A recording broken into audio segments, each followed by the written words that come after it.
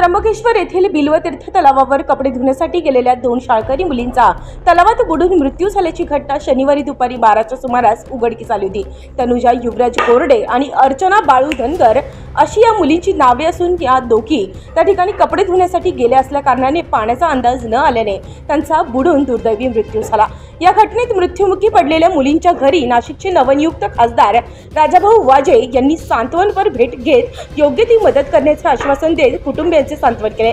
दरम्यान त्र्यंबक शहरात नगर परिषदेकडून 3 दिवसाआड पाणी पुरवठा होतो, तो देखील अनियमित आणि अपुरा आहे। नागरिक पिण्यासाठी जार विकत घेतात, मात्र वापरासाठी पाणी उपलब्ध नसल्याने मिळेल तेथून पाणी आणणे तसेच कपडे धुण्यासाठी महिलांना बिल्वतीर्थ तलावावर जावे लागते। याच बिल्वतीर्थावर योग्य ते उपाययोजना करण्याची मागणी या ठिकाणी नागरिकांकडून करण्यात आली।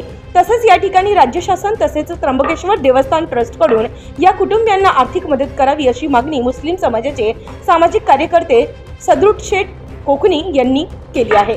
या सांत्वनपर भेटीप्रसंगी राष्ट्रवादीचे पुरुषोत्तम कडलक, इंदिरा काँग्रेसचे संपत सकाळे, शिवसेना उद्धव बाळासाहेब ठाकरे गटाचे पदाधिकारी समाधान बोडके, निवृत्ती लांबे, शिवाजीराव कसबे, गणेश कोठुळे, सागर चव्हाण, रंगनाथ शिंदे, दीपक लोखंडे, छोटू भाऊ पवार, सचिन भाऊ दीक्षित, प्रवीण शिरसाट, विलास कोरडे, अशोक लहांगे, रोहिदास झोले, गौरव वाघ, योगेश खोडे, संपत बदादे यांच्यासह महाविकास आघाडी तसेच आदिवासी विकास संघटनेचे पदाधिकारी उपस्थित होते।